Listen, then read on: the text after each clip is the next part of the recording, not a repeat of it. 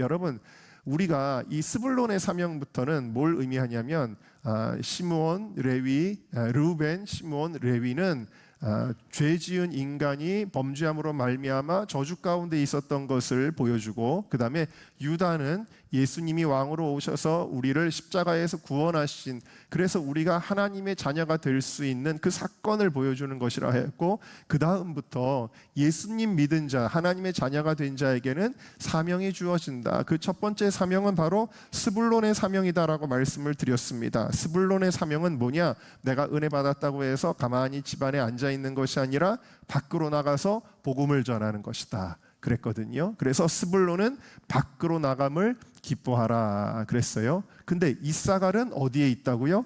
장막에 있다, 그렇게 이야기를 하고 있습니다. 자, 장막에 있다. 이 장막이라는 것은 거주하다, 머물다 라는 뜻의 미식한이라는 말입니다. 다른 말로는 성막이라고 하지요. 하나님은 이 성막 가운데 임재하셔서 우리를 만나 주셨습니다. 바로 이것은 오늘날 무엇에 해당하냐면 여러분들이 있는 이 교회를 가리키는 줄로 믿습니다. 그리고 종말론적으로는 나중에 하나님 나라에 가면 요한계시록 21장 3절에 보라, 하나님의 장막이 사람들과 함께 있음에 하나님이 저희와 함께 거하시리니 그랬어요. 그러니까 여러분, 지금 이곳은 영원한 천국의 그 장막의 여기 모델하우스 같은 곳이라는 거예요. 믿으십니까? 여러분, 이곳에 있어야 나중에 천국 가는 거예요. 자, 그래서 이 장막은 교회를 역시 가리키는 것이다. 그 스불론의 사명은 밖으로 나가서 전도하고 선교하고, 그러면 어떻게 돼요? 하나님의 백성들이 생겨나고, 그러면 그때 뭐가 생겨나요? 교회가 생겨나게 되어지는 것이죠. 자, 그리고 이 교회가 또 든든히 세워지면 여기서 일꾼들이 자라나서 뭘 하게 될까요? 밖으로 나가서 전도하고 선교하고, 구원받은 백성들이 생기고, 그들이 교회를 세우고, 이런 선순환이 이루어지게 되는 것입니다. 그러니까 여러분, 이 이사갈의 사명과 스불론의 사명과 이사갈의 사명은 따로 떨어져 있거나 혹은 대립하는 것은 아니고요. 이것은 두 날개처럼, 새가 날아가기 위해서는 두 날개가 움직여야 되는 것처럼 함께 병행하고 있는 거예요. 그래서 그 다음 모세가 예언했던 거, 이 스불론과 이사갈에 대해서 보면 이 둘을 쌍으로 묶어서 그 궁극적인 사명을 보여주고 있죠. 신명기 33장 19절 같이 읽어보겠습니다. 시작. 그들이 백성들을 불러 산에 이르게 하고 거기에서 의로운 제사를 드릴 것이며 바다의 풍부한 것과 모래에 감추어진 보배를 흡수하리로다. 그러니까 결국에는 스불론과 이사갈이 함께 산에 이르게 한다. 이것은 시온산 예루살렘 성전이죠. 거기서 의로운 제사, 오늘날 예배입니다. 예배자로 우리를 세우는 거예요. 예배 드리는 거예요. 그 다음에 바다의 풍부한 것과 모래에 감추어진 보배를 흡수하는 일을 같이 하게 되는 것입니다. 그래서 스불론의 그 나가는 사명, 그 다음에 이사갈의 장막에 머물러 섬기는 사명, 다시 말해 교회를 섬기는 사명이 함께 일어난다라고 이야기를 하는 것입니다. 그래서 이 두 가지를 정리해서 우리 한번 선포해 보도록 하겠습니다. 자, 함께 따라 하실까요? 구원받은 성도에게는 복음을 전하는 사명이 있습니다. 교회를 섬기는 사명이 있습니다. 자, 그러니까 여러분이 구원받았는데 복음을 전하지 않는다? 심각한 문제라는 거예요. 여러분들이 구원을 받았는데 교회를 섬기지 않는다? 이게 심각한 문제라는 거예요. 많은 사람들이 어떻게 하냐면 예수님을 믿는데 나는 그냥 나는 남들에게 굳이 복음 전하지 않을 거야, 전도하지 않을 거야. 그건 진짜 구원받은 사람의 자세가 아니라는 거예요. 혹은 나는 그냥 큰 교회 가가지고, 대형 교회 가가지고 누가 왔다 가는지도 모르는 데 가서 그냥 조용히 있다가 갈 거야. 여러분, 교회를 섬길 생각이 없다면 그것도 심각한 문제라는 거예요. 구원받은 성도는 복음을 전해야 합니다. 할렐루야. 교회를 섬겨야 합니다. 할렐루야. 이 두 가지가 꼭 필요하다라는 거예요. 그래서 이사갈의 사명은 교회를 섬기는 사명인데, 어떻게 교회를 섬길 수 있는지에 대해서 우리 계속 살펴보도록 하겠습니다. 여러분, 많은 사람들이 자기에게 주어진 것에 대하여 불평하지요. 왜 나는 이거야? 나는 왜 바닷가가 없어? 나는 왜 이렇게 땅이 황무지야? 여러분, 많은 사람들은 자기에게 주어진 것에 대해서 감사하기보다는 늘 단점을 찾아내고 부정적으로 보고 불평하고 원망하기가 쉬운데요, 이사갈 지파는 어땠습니까? 토지를 보고 아름답게 여겼다 그랬어요. 여러분, 아름답게 여겼다 그랬어요. 실제로 아름다운 게 아니라는 거예요.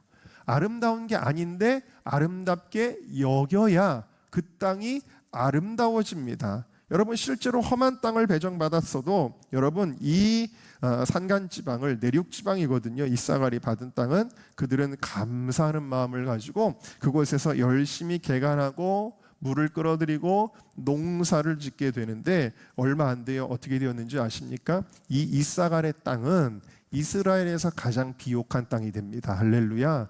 이스라엘 평야, 거기는 가장 농업이 발달한, 지금도 이스라엘에 가면, 이 이스라엘 평원에 가면은 풀이, 그 곡식들이 아주 푸르게 펼쳐져 있고요. 여러분이 잘 아시는 대로 아합 왕이 탐냈던 나봇의 포도원도 바로 이 이사갈 지파의 땅에 있는 거예요. 그러니까 아주 아름다워진 것이다라는 것입니다. 여러분, 하나님께서 여러분들에게 주신, 허락하신 그 땅, 또 그곳에서 일구는 우리의 사명을 불평하지 말고 원망하지 말고 감사하게 여기시기를 주의 이름으로 축원합니다.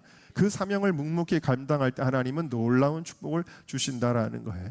여러분, 처음 은정교회를 왔을 때 여러분들도 아시다시피 교회 안에 화장실이 없고 바깥에 화장실이 있었죠. 그것도 남녀 공용입니다. 여러분, 소변이라도 보려 그러면은 얼마나 눈치가 보였는지 몰라요. 또 바깥 바로 옆칸에 자매들이 들어올까봐 그런 여러 가지 열악한 것들도 참 많이 있지 않았습니까? 진입로는 고물상이 그냥 노출되어 있어서 얼마나 쓰레기장 같았는지 모르고 그렇게 처음에 시작을 했는데, 그런데도 불구하고 저는 이곳이 너무 아름답다고 생각을 했습니다. 저는 그냥 그렇게 노력한 게 아니라 실제로 그랬습니다. 아, 너무 아름답다. 저는 너무 하나님이 이 좋은 교회를 주셨다, 너무 아름다운 땅이다, 이런 마음이 있었습니다. 그런데 여러분, 진짜 어떻게 됐나요? 여러분, 이곳이, 이 마당도 그렇고 올라오는 진입로도 그렇고 정말 이 주변이 다, 이 뒤편에 공원이 있던 자리도 여러분 얼마나 여기가 지저분했었습니까? 하나님께서 이 건물도 얼마나, 정말 대한민국에서 이렇게 아름다운 성전이 없는데 하나님이 아름답게 여기는 자에게 아름다운 땅으로 만들어 주시는 거예요. 감사해야 되는 거예요. 아, 내가 왜 이런 데 와서 목회를 하나, 이러면 그런 역사가 일어나지 않는다라는 것이죠. 여러분 모두가 그런 아름답게 여기는 마음이 있으신 줄로 저는 믿습니다. 그래서 하나님이 이스라엘 백성에게 가나안 땅을 주시는데, 여러분, 하나님이 주시는 건 무조건 좋은 거예요. 믿습니까? 하나님이 주시는 건 무조건 좋은 건데도 불구하고 적과 꿀이 흐르는 땅을 주신다고 하셨는데도 정탐꾼들은 와서 뭐라고 이야기합니까? 민수기 13장 32절을 보세요. 이스라엘 자손 앞에서 그 정탐한 땅을 어떻게 했다고요? 악평하였다는 거예요. 악평했다. 여러분, 쉽게 말하면 거예요. 우리 교회는 이게 안 되고 이게 문제고, 악평하면 안 된다라는 거예요. 우리 남편은, 우리 아내는, 우리 애들은 악평하면 안 된다라는 거예요. 할렐루야. 네, 여러분, 악평하면 안 돼요. 악평했더니 어떻게 됐어요? 정말 그들은요, 그 거주민이 우리를 삼킬 거야 했는데 이 땅에 들어가지도 못했어요. 그냥 광야에서 삼킴당하고 말았다는 것을 우리가 기억을 해야 된다라는 거예요. 여러분, 생각을 한번 해보세요. 우리 은정교회에서 요리를 제일 잘하시는 분이 누구세요? 누가 제일 잘하세요? 네, 네, 장로님 잘하시죠?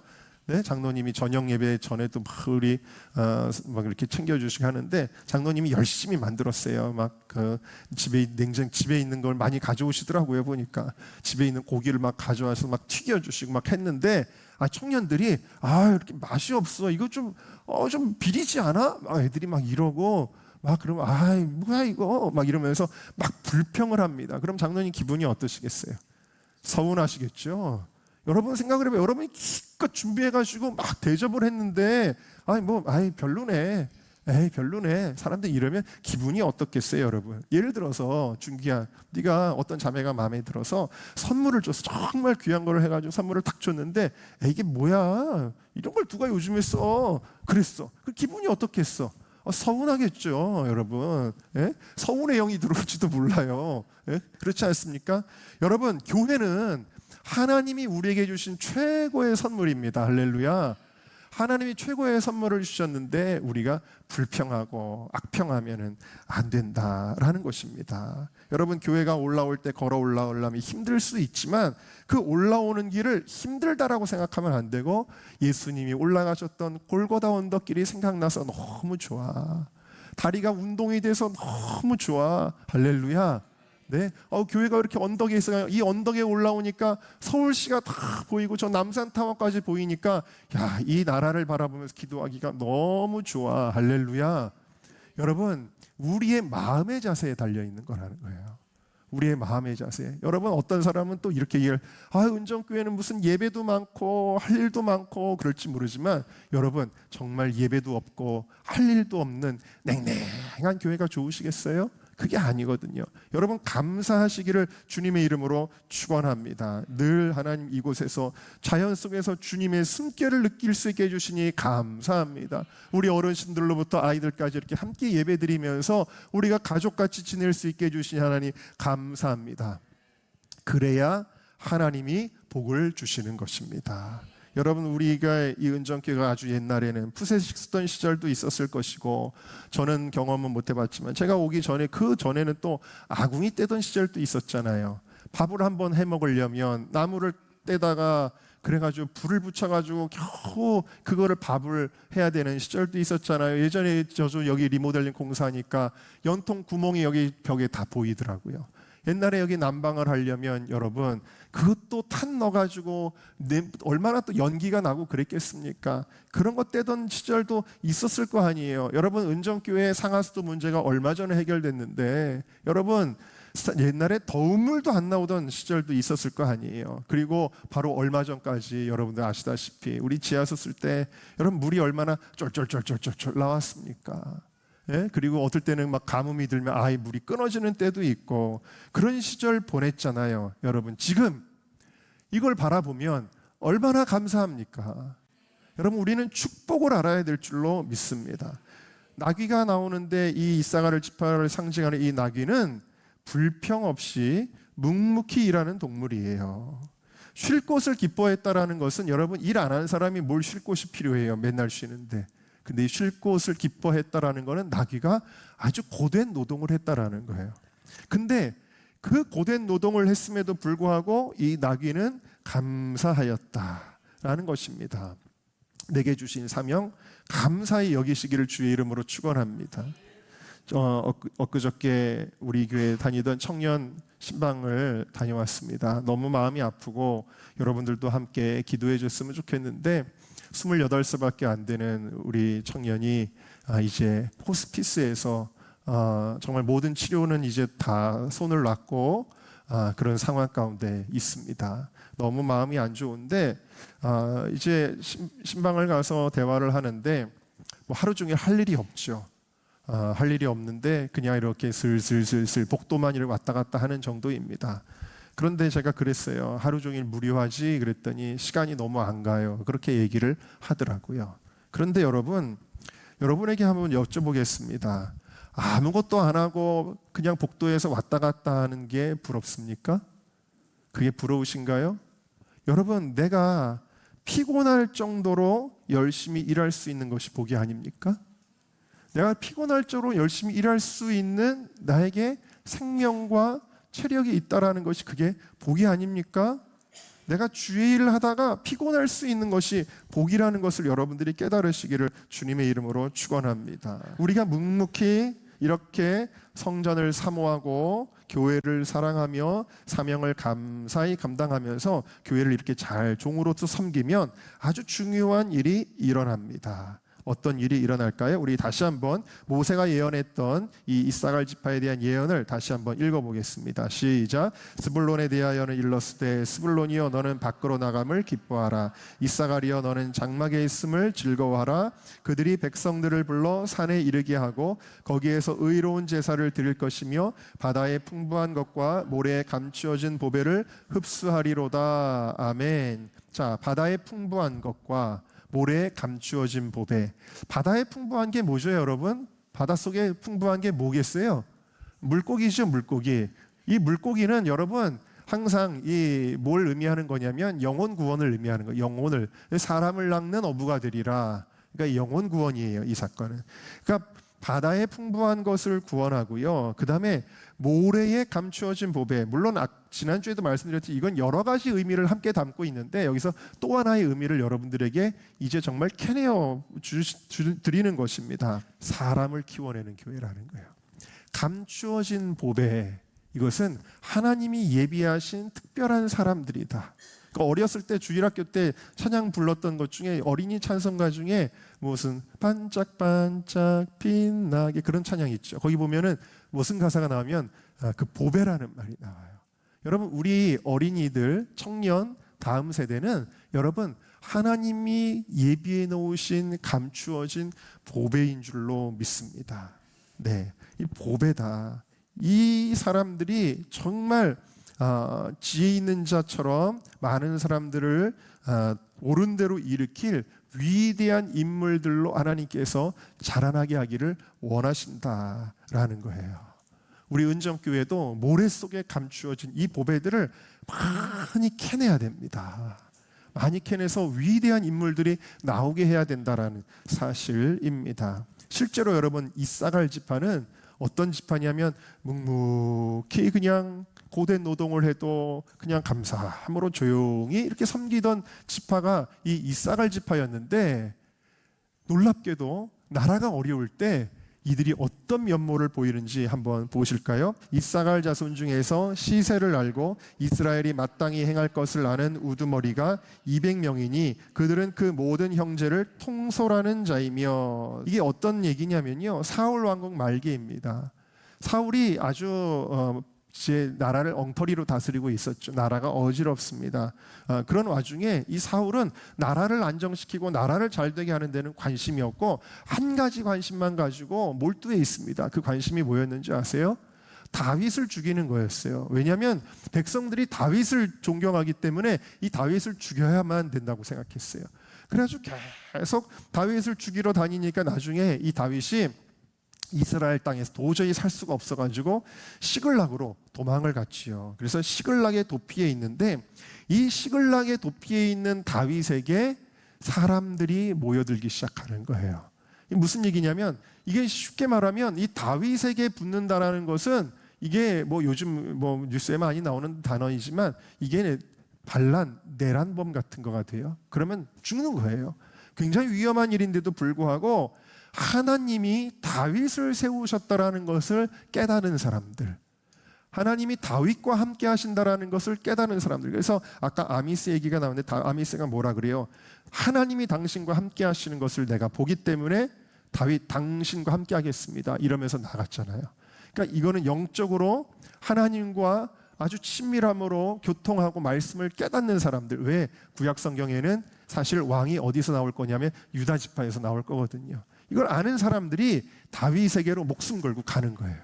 근데 여러분 이때 여러 지파들마다 이렇게 다윗에게로 가는 사람들이 생겨나게 되는데 특별히 다시 한번 32절을 보실까요?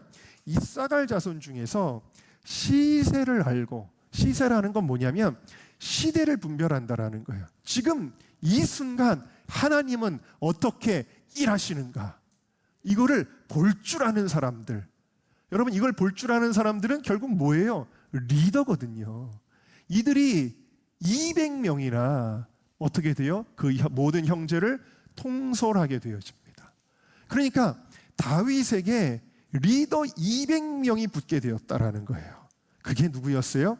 이사갈 지파였다 라고 그렇게 이야기를 하는 것입니다. 여러분 이 이사갈 지파는 참 이 어려운 시대 가운데서 아주 빛나는 지도자들이었다.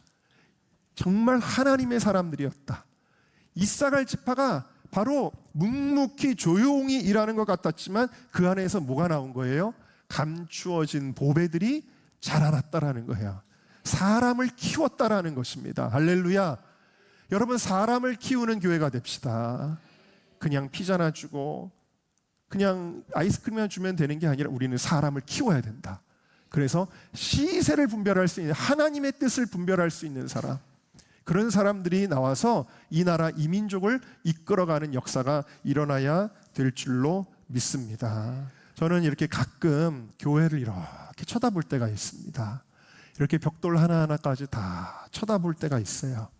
그러면은 물론 제가 한 일은 아니고 100% 주님이 하신 일이지만 어쨌든 손때에 묻지 않은 곳이 없다, 이런 마음이 제가 들 때가 있는데, 지난주에 우리 워십 온라이브 하는데 손득중 목사님이 설교 중에 갑자기 아니 이 서기청 예배고 여러 교회 청년들이 다 모여있고 막 의정부에서도 오고 부천에서도 오고 막 다 그랬는데, 근데 엉뚱하게도 저희는 좋지만 은정교회를 자꾸 언급하시면서 은정교회를 막 축복하며 은정교회를 위해 기도하자 그래가지고 저희가 좀 다들 좀 민망하기도 했었죠. 그런데 그러면서 목사님이 제 얘기를 하시는데, 아유 목사님 젊었을 때 사진을 보니까, 영상을 보니까 아유 그때 잘생기셨더라고요.